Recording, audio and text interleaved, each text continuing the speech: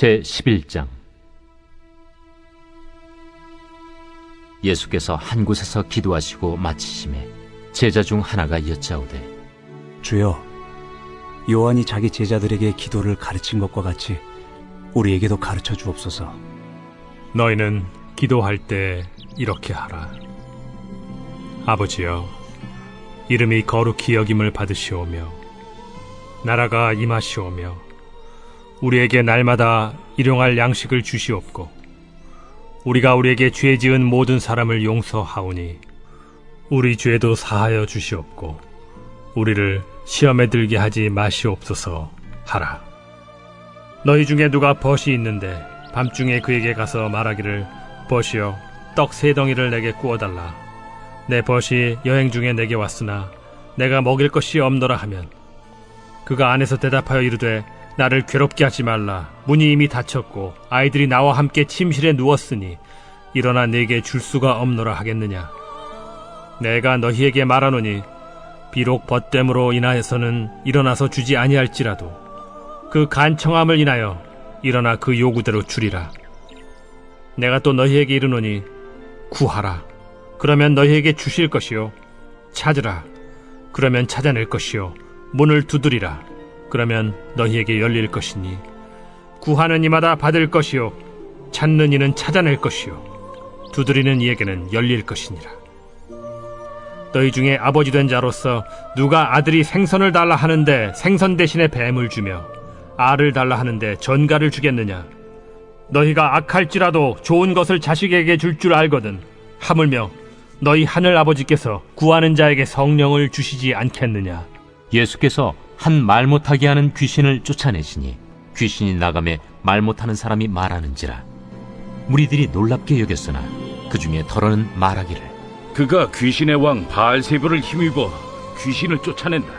또 더러는 예수를 시험하여 하늘로부터 오는 표적을 구하니 예수께서 그들의 생각을 아시고 이르시되, 스스로 분쟁하는 나라마다 황폐하여지며 스스로 분쟁하는 집은 무너지느니라. 너희 말이 내가 바알세불을 힘입어 귀신을 쫓아낸다 하니, 만일 사탄이 스스로 분쟁하면 그의 나라가 어떻게 서겠느냐? 내가 바알세불을 힘입어 귀신을 쫓아내면 너희 아들들은 누구를 힘입어 쫓아내느냐? 그러므로 그들이 너희 재판관이 되리라. 그러나 내가 만일 하나님의 손을 힘입어 귀신을 쫓아낸다면 하나님의 나라가 이미 너희에게 임하였느니라. 강한 자가 무장을 하고 자기 집을 지킬 때에는 그 소유가 안전하되, 더 강한 자가 와서 그를 굴복시킬 때에는 그가 믿던 무장을 빼앗고 그의 재물을 나누느니라.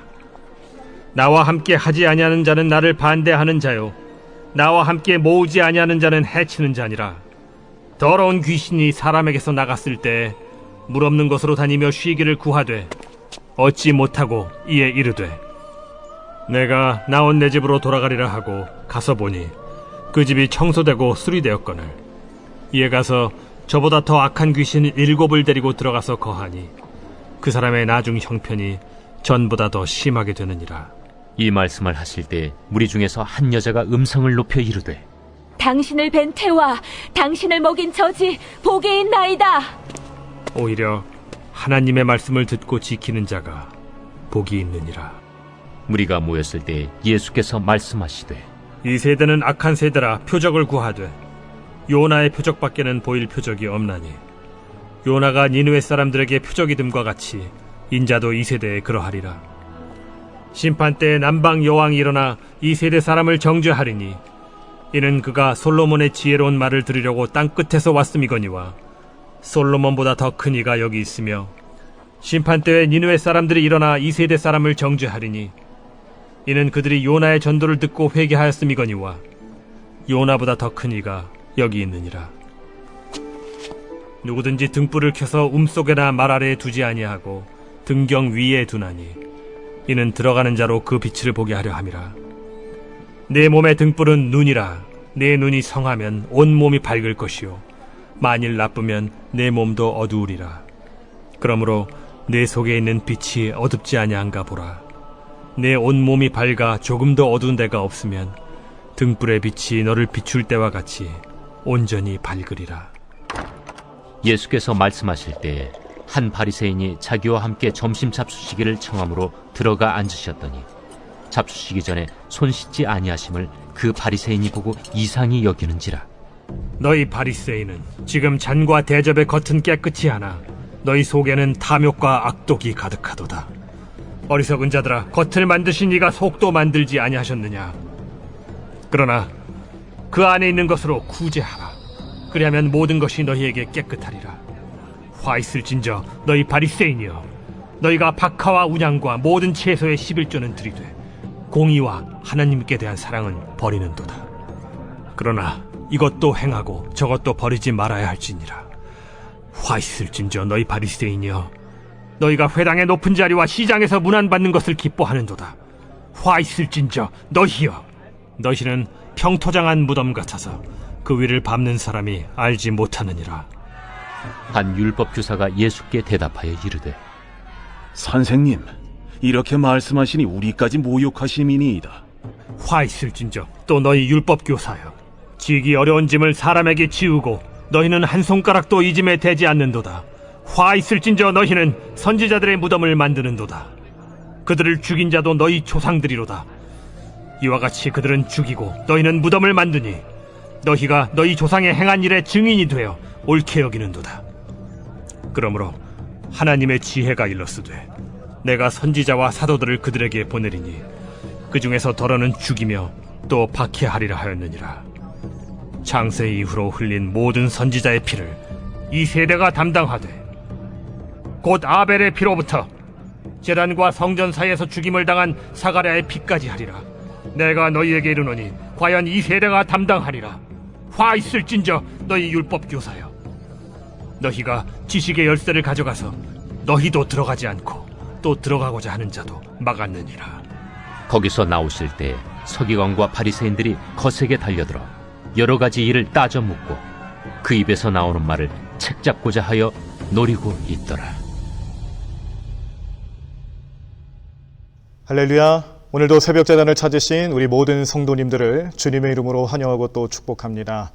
오늘 주님 주시는 귀한 말씀을 통해서 우리의 삶에 어떤 하나님 은혜가 나타날 수 있을까를 기대하며 기도하고 또 주님 말씀대로 살아갈 수 있는 삶의 결단이 나타나시기를 간절히 축원합니다.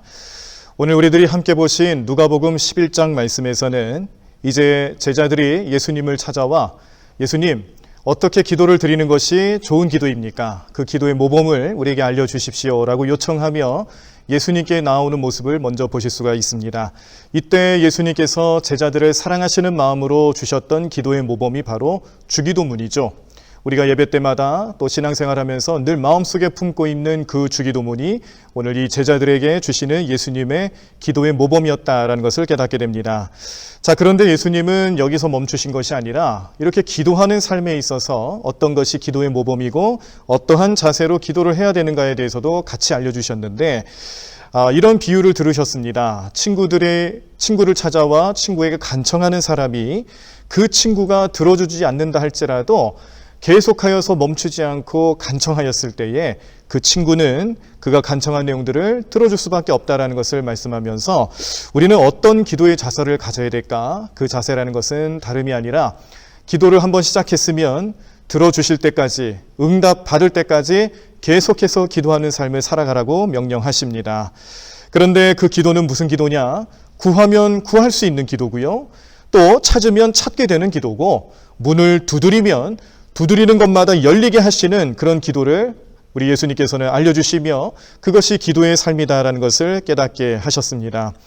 자, 그런데 예수님께서 이러한 일들을 가르쳐 주시고 또 여러 가지 기사와 이적을 행하시는데 이렇게 병든 사람을 고쳐주실 때에도 그 주변에서 예수님이 이러한 권능을 어떻게 얻을 수 있었을까?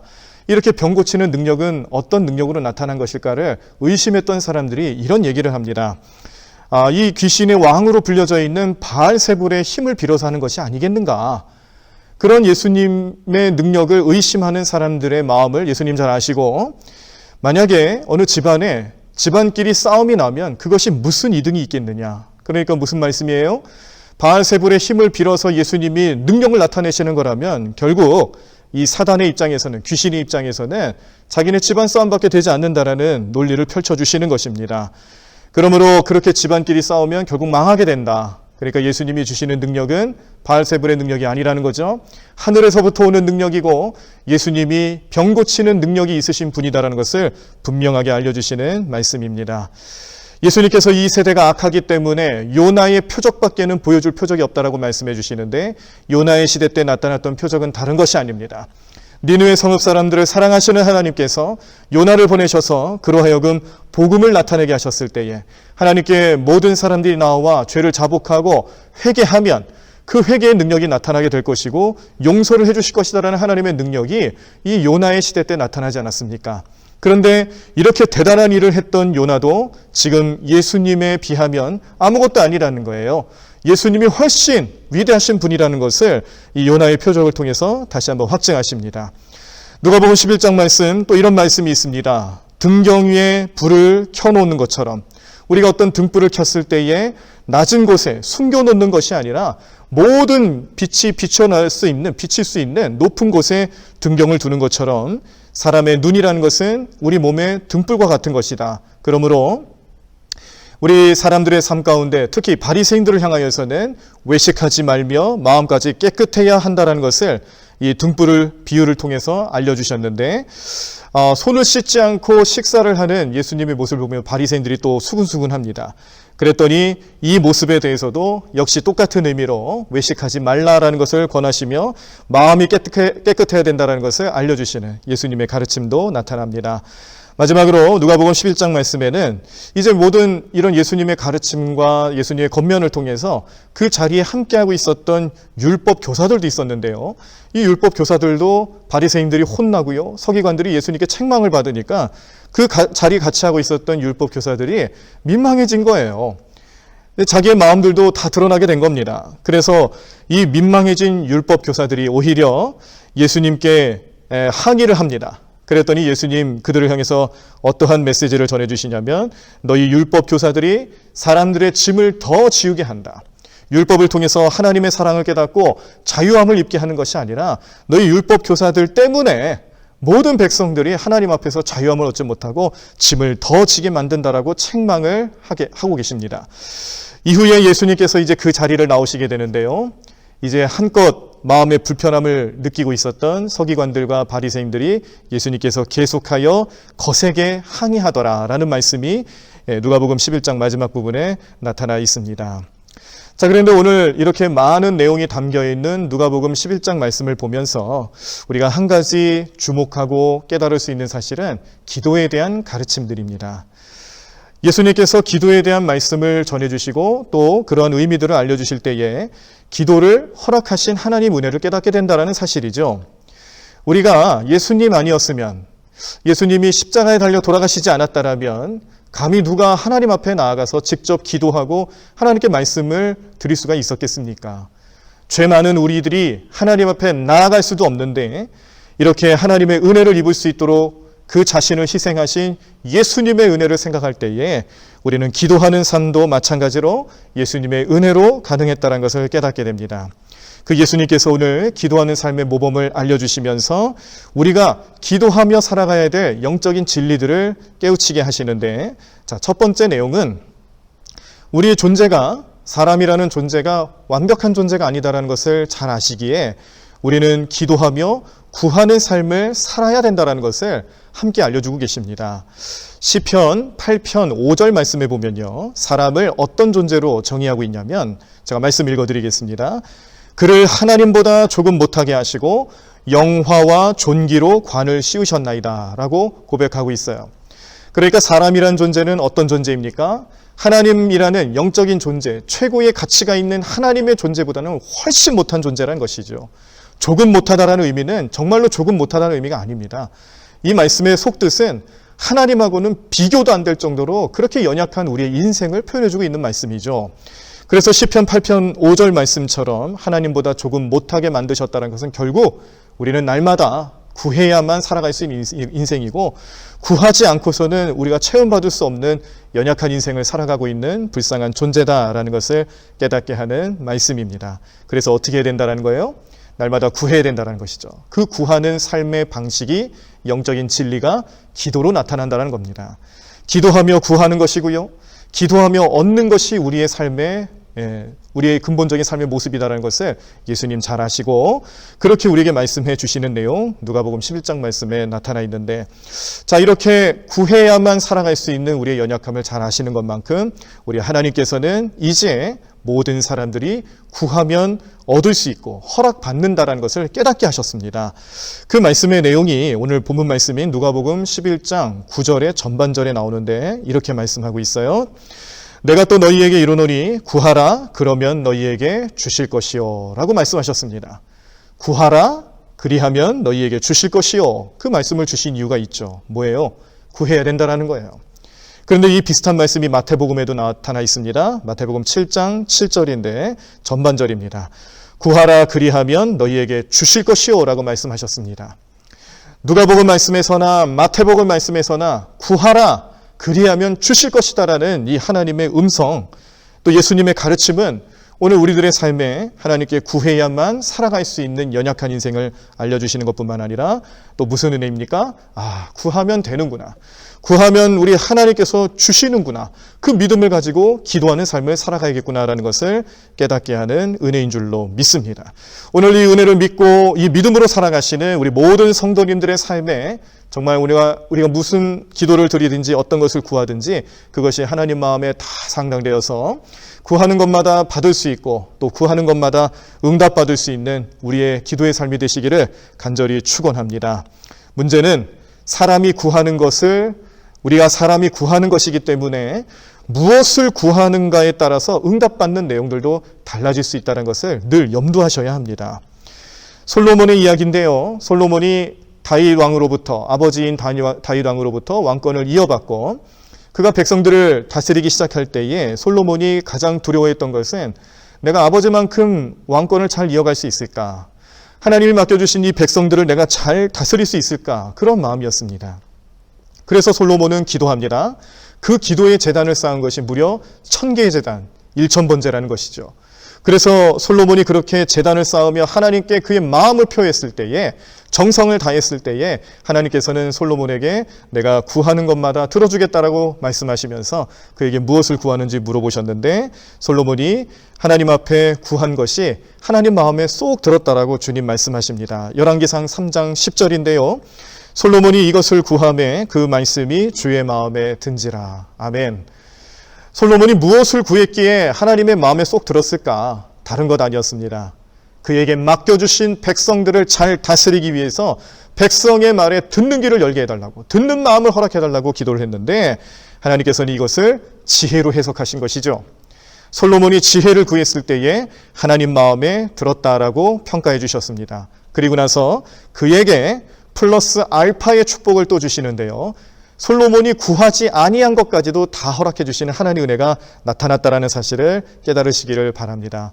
무엇을 구하는지가 중요하다라는 것이죠. 구하면 응답받는데, 구하면 응답받고 구하면 얻을 수 있는데 내가 과연 무엇을 구하는 것이 하나님 마음에 드는 것일까? 그것을 고민하고 생각할 때에 우리는 우리가 기도하며 구하는 것이 어떤 것인지를 잘 아셔야 합니다. 이렇게 구하는 것을 어떻게 구해야 될지를 알려주는 말씀도 오늘 누가복음 말씀 11장 말씀에 잘 나타나 있습니다. 11장 13절 말씀, 오늘 본문 말씀의 13절입니다.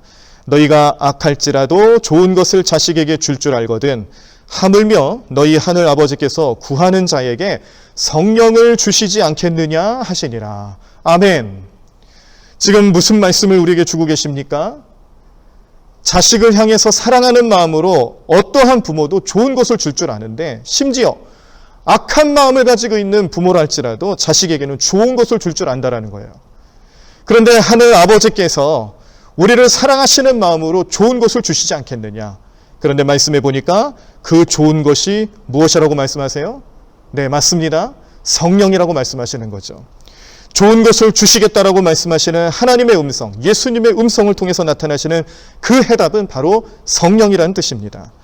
그러므로 오늘 예수님께서는 이 비유 말씀을 통해서 기도에 대한 자세, 기도의 의미들을 설명해 주실 때에 우리가 무엇을 구해야 되는지, 구해야 될 최종 목적은 무엇인지를 분명히 알려주셨는데 그것은 성령이라는 거예요.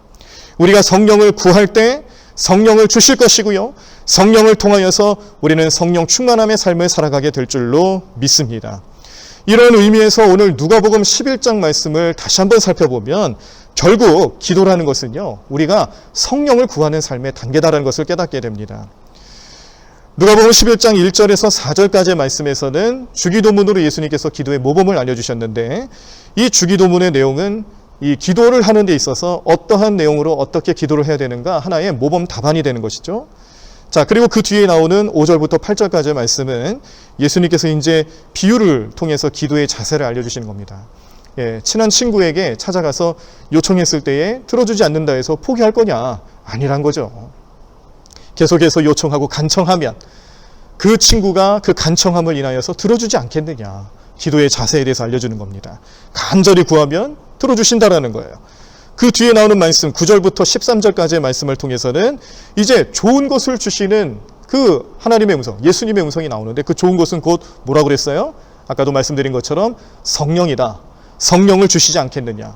그러므로 이 기도에 대한 가르침 하나가 의미하는 바는 무엇이냐면, 우리가 기도하는 삶을 살아가는 데 있어서 기도의 모범이 되고 또 기도의 자세에 대해서 알려주시고 기도를 통하여서 구하는 것마다 주시는 하나님의 은혜를 경험할 때에 그것은 곧 성령이다라는 것을 깨달을 때마다 이 성령 충만한 삶을 원하고 계시는구나라는 하나님의 음성을 들을 수가 있는 줄로 믿습니다. 우리가 이 내용을 하나하나 생각할 때 결국 누가복음 11장 말씀은 이런 음성을 우리에게 주시는 것이죠. 예수님이 기도의 모범으로 알려주신 기도는 하나님의 뜻을 구하는 기도인데, 우리가 어떤 기도를 해도 내가 구하는 것이 하나님의 뜻에 맞춰질 수 있도록, 하나님의 뜻하시는 기도가 될 수 있도록 성령을 구해야 된다는 거예요. 오늘 여러분들의 삶에 기도하는 삶의 자세가 성령을 구하는 기도가 나타나기를 간절히 축원합니다. 성령을 통해서 기도하시고 성령을 구하는 기도를 하시고 성령이 내 안에 역사하실 수 있도록 기도하며 나아가실 때에 그 기도는 나의 삶의 능력이 될 줄로 믿습니다. 내가 구하는 것마다 응답받을 수 있는 하나님의 능력이 될 줄로 믿습니다. 내가 기도하는 모든 것이 하나님 마음에 응답받는 하나님 기쁨이 될 수 있는 기도가 될 수 있도록 그렇게 우리는 성령 충만한 삶을 살아가셔야 될 줄로 믿습니다. 오늘 이 시대를 살아가며 오늘 하루를 설계하며 오늘 하루를 주님께 맡기는 여러분들의 삶에 무엇보다 중요한 것은 성령 충만함을 구하며 기도하는 삶의 모습인 줄로 믿습니다. 하루라도 빠짐없이 성령을 구하는 기도가 될 수 있도록 우리 모든 삶을 주님께서 붙잡아 주실 것을 믿고 의지하는 마음으로 오늘 말씀을 잘 기억하시면서 그 말씀대로 살아갈 수 있도록 결단하시고 그 능력으로 살아가시는 우리 모든 성도님들 삶이 되시기를 간절히 축원합니다. 이제 말씀을 기억하며 말씀의 내용대로 살아갈 수 있게 도와달라고 성령님을 의지하며 통성으로 혹은 묵상으로 함께 기도하시도록 하겠습니다. 이후에 나타나는 기도 제목을 잘 살펴보시면서 오늘 하루 성령님과 함께 기도하는 삶이 될 수 있게 도와달라고 결단하는 마음으로 우리 함께 기도하시겠습니다.